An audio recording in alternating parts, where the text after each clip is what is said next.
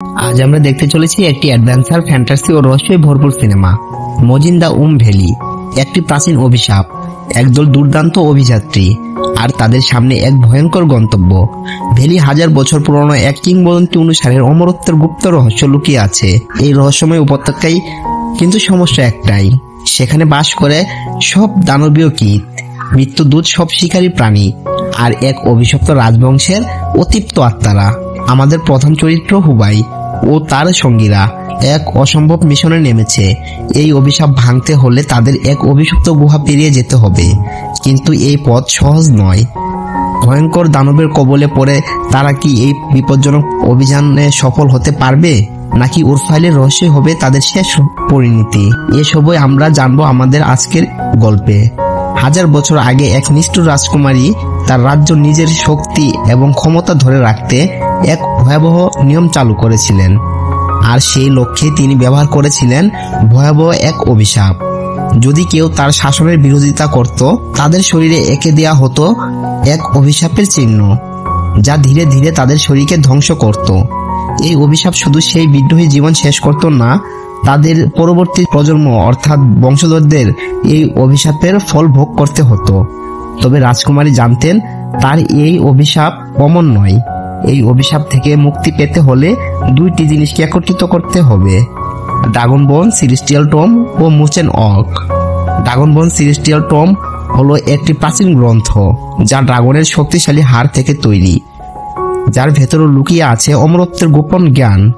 তবে এই গ্রন্থ এমন এক জায়গায় লুকানো যেখানে পৌঁছানো প্রায় অসম্ভব। আর মুচেন অর্থ একটি জাদুকারী গোলক যা অমরত্বের শক্তি ধারণ করে। এর সাহায্যে যে কেউ মৃত্যুকে জয় করতে পারবে, তবে এটি ব্যবহার করা সহজ নয়, কারণ এই গোলকও অভিশপ্ত। দৃশ্য পরিবর্তন হয় এবং আমরা চলে আসি বর্তমান সময়ে। এখানে আমরা পরিচিত হই একজন প্রফেসরের সঙ্গে। তার সঙ্গে রয়েছে তার একজন ছাত্র হুবায়ু। প্রফেসর এবং হুবায়ু একসঙ্গে ড্রাগনবোন সেলেস্টিয়াল টমে লেখা প্রাচীন ধাঁধাগুলো সমাধান করার চেষ্টা করছেন, এবং প্রতিটি ধাঁধার মধ্যে লুকিয়ে আছে মুচেন। তবে অনেকক্ষণ চেষ্টার পরও তারা মাত্র 5টি ধাঁধার সমাধান করতে পারে। বাকি 3টি ধাঁধা এমনই জটিল যে প্রফেসর শান বলেন এগুলো সমাধান করতে হলে আমাদের অন্য কোনো জ্ঞানী ব্যক্তির সাহায্য নিতে হবে। কাহিনী এবার আমাদের নিয়ে যায় একটি অন্টিক শপে। শপের ভেতরে 2টি ব্যক্তি দাবি করে তাদের কাছে সেই ড্রাগন বোনটি আছে। তাদের কথা শুনে উপস্থিত লোকজন চমকে যায় এবং তারা সেটি কিনতে চায়।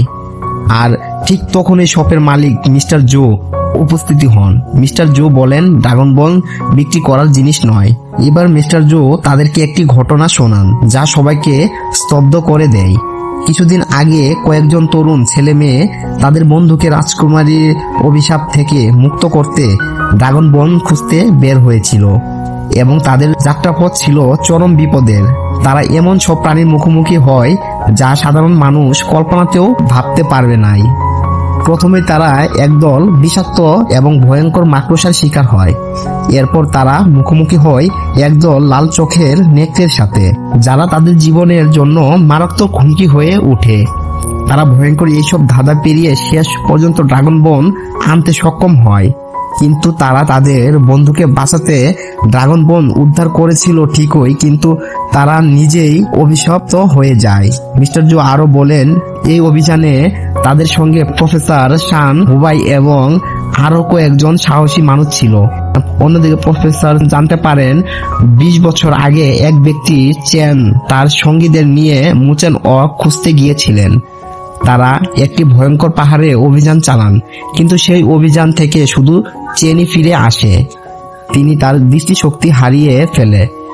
এর চেয়েও ভয়ঙ্কর যে ঘটনা তার সাথে ঘটে তা হলো এই ঘটনার পর তিনি মানসিকভাবে ভেঙে পড়েন এবং পাগল হয়ে যান। চেনের এই রহস্যময় গল্প শুনে প্রফেসর শালি ও হুবাই তার সাথে দেখা করার জন্য সেই পাগলাখানায় যান যেখানে চেনকে রাখা হয়েছে। তারা সেখানে গিয়ে চেনের সাথে কথা বলার চেষ্টা করেন। স্যার তার সাথে কথা বলতে শুরু করলে চেনের আচরণ কিছু অদ্ভুত ব্যাপার প্রকাশ পায়। চেনের শরীরে ভাষা এমন যে মনে হয় তিনি আসলে চোখে দেখতে পারেন না। তবে শার্লি মুচেন ওর সম্পর্কে জানতে চাইলে চেন সেই প্রশ্ন এড়িয়ে যায়। কিন্তু শালি বারবার মুচেন অর্ক সম্পর্কে প্রশ্ন করলে চেন বিরক্ত হয়ে যান। রেগে গিয়ে তিনি চিৎকার করে বলেন, তুমি সেই পাহাড়ে কখনো অতিক্রম করতে পারবে না, সেখানে গেলে মৃত্যু অপেক্ষা করছে। এরপর সেই অভিযানের ক্ষতিগ্রস্ত তার চোখগুলো দেখান, যা দেখে সবাই সুরে উঠে। চেন তাদের সেখান থেকে চলে যেতে বললে চেনের কাছ থেকে তেমন কোনো গুরুত্বপূর্ণ তথ্য তারা পায় না। পরবর্তী দৃশ্যে আমরা দেখি যে তারা সবাই হিডেন ড্রাগন পাহাড়ের উদ্দেশ্যে যাত্রা শুরু করে। যাত্রার পথটি ছিল রোমাঞ্চে ভরপুর, কিন্তু রাস্তা বন্ধ থাকায় হঠাৎ তাদের গাড়ি একেবারে খাদের কিনারায় এসে পড়ে। দেখে মনে হচ্ছিল যেন সব শেষ, কিন্তু ভাগ্যের জোরে সবাই রক্ষা পায়। তবে তাদের গন্তব্য এখনো অনেক দূরে। কিছুক্ষণ হেঁটে তারা হুবাইর আন্টির বাড়িতে পৌঁছায় এবং সেখানে রাতে থাকার সিদ্ধান্ত নেয়। সেই রাতে আন্টির মেয়ে লিসা তাদের বাগানে নিয়ে যায়। বাগানের জাদুকারী পরিবেশ দেখে ফেটি একটি ফায়ারফ্লাই ধরার চেষ্টা করে, কিন্তু তার হাতটি পুড়ে যায়। এই ফায়ারফ্লাইদের ধরার চেষ্টা করা বিপজ্জনক, কারণ কেউ যদি তাদের স্পর্শ করে তাহলে সঙ্গে সঙ্গে ফায়ারফ্লাইরা নিজেদের পুড়িয়ে ফেলে। এরপর লিসা তাদেরকে কাচের বোতলে বন্দি থাকা ফায়ারফ্লাইয়ের রানীকে দেখায়। সে জানায় এই রানীর গন্ধে অন্যান্য ফায়ারফ্লাইরা একত্রিত হয়, কিন্তু মজার ব্যাপার হলো তাদের দলের রানীর প্রতি তাদের ভালোবাসা ও নিবেদন এতটাই গভীর, কখনো রানী যদি মারা যায় তখন সব ফায়ারফ্লাইরাই একসঙ্গে পুড়ে মারা যাবে। গল্পের সাথে সাথে তারা ফায়ারফ্লাইদের সৌন্দর্য উপভোগ করতে থাকে। পরের দিন সকালে তারা আবার হিডেন ড্রাগন পাহাড়ের দিকে যাত্রা শুরু করে। গহীন অরণ্য দিয়ে লিসা তাদের পথ দেখিয়ে নিয়ে চলে। ভয়ঙ্কর সব রাস্তা ও দুর্গম এক গিরিখাত পেরিয়ে লিসা তাদেরকে কিছু দূর এগিয়ে দেয়, আর তারা দুটি ভেলা নিয়ে এগোতে শুরু করে।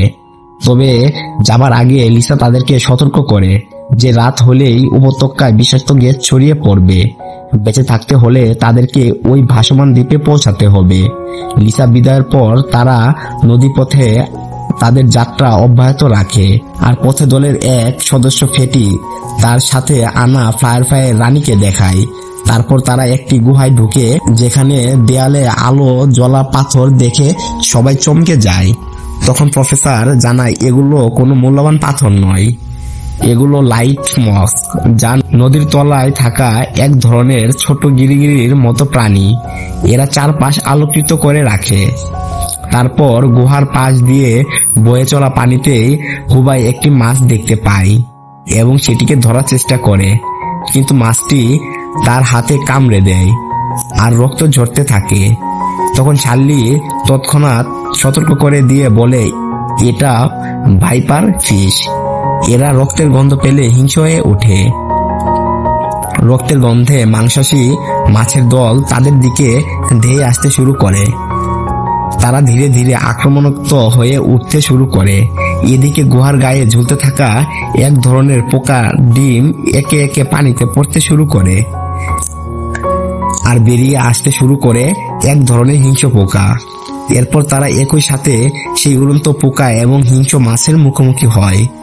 তারা প্রাণপণে প্রতিরোধ করার চেষ্টা করে, কিন্তু পরিস্থিতি নিয়ন্ত্রণের বাইরে চলে যায়।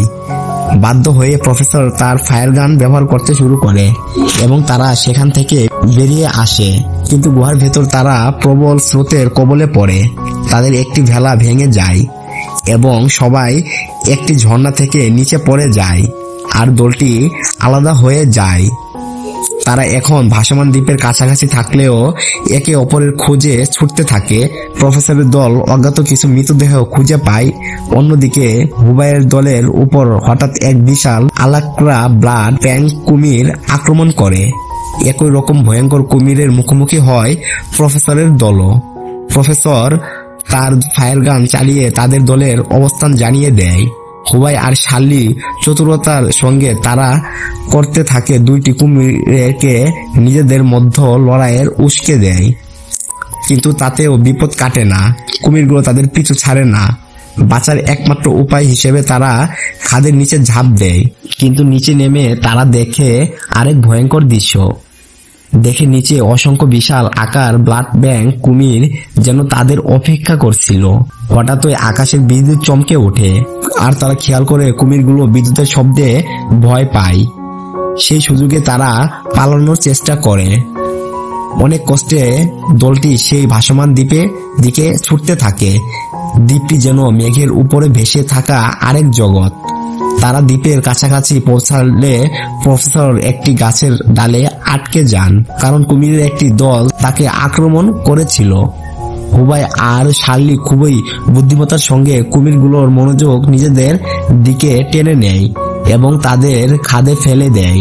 এরপর তারা প্রফেসরকে উদ্ধার করে। অবশেষে সবাই ভাসমান দ্বীপে পৌঁছায়। প্রফেসর সবাইকে জানায় এই দ্বীপের ম্যাগনেটিক প্রভাব এতটাই বেশি যে এটি বাতাসে ভাসতে পারে। আর হুবাই জানায় যে এই দ্বীপের একদিনে 4টি ঋতু পরিবর্তন দেখা যায়। দ্বীপের অপরূপ সৌন্দর্য মুগ্ধ হয়ে তারা চারপাশ ঘুরে দেখতে থাকে। সম্পূর্ণ দ্বীপটিতে দারুণ একটি শান্তি নেমে আসে। রাতে যখন দলের সবাই দ্বীপটির সৌন্দর্য উপভোগ করছিল, প্রফেসর সবাইকে জানায় এই বিপদ ভরা যাত্রায় আমি এই দলকে আর এগোতে দিতে চাই না। প্রফেসর দলের সবার সুরক্ষার বিষয়ে চিন্তিত হলেও হুবাই বলেন, অভিশাপকে মুছে দিতে হলে আমাদের প্রথমে নিজেদের ভেতর দুর্বলতাগুলো জয় করতে হবে। আমরা এই যাত্রা শেষ করব যে কোনো মূল্যেই। পরের দিন ভোরে দলটি ড্রাগন বনের পথে যাত্রা শুরু করে। পথে তারা অতিক্রম করলো এক ভয়ানক স্থান, ফ্লাওয়ারে ঢাকা বিশাল এক মাঠ, যার শেষ প্রান্তে নদীর ধারে দাঁড়িয়ে আছে একটি প্রাচীন কবরস্থান।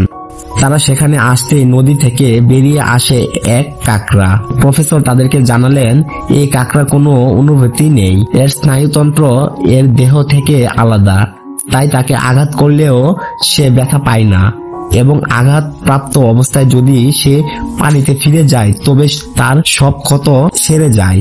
কাকড়া যখন তাদেরকে আক্রমণ করতে আসে সবাই তাকে থামানোর জন্য প্রাণপণ চেষ্টা করে থাকে, আর তারা কাকড়াটিকে দড়ি দিয়ে বেঁধে ফেলার পরিকল্পনা করে, কিন্তু বরাবরই ব্যর্থ হয়। পরিস্থিতি বিপজ্জনক হয়ে উঠতে শুরু করে। ঠিক তখনই প্রফেসর জানিয়ে দেন কাকড়াটির পেটে আঘাত করার কথা, ওইখানেই ওর দুর্বলতা। এবার তারা কাকড়ার পেটে লক্ষ্য করে আঘাত করতে লাগলো। তারা তাকে দুর্বল করতে তার শক্তিকেই কাজে লাগালো এবং পরিকল্পনা অনুযায়ী তারা বোমা গুলো ফাটিয়ে দিল। এবার কাকড়াটি বেশ দুর্বল হয়ে পড়ে এবং সে পানিতে ফিরে যায়। অবশেষে তারা ড্রাগন বন ও মুচেন ওর খুঁজে পায় এবং সেটিকে নিয়ে তারা বাড়ি ফিরে যায়। আর এভাবে এই সুন্দর মুভিটি এখানে শেষ হয়ে যায়।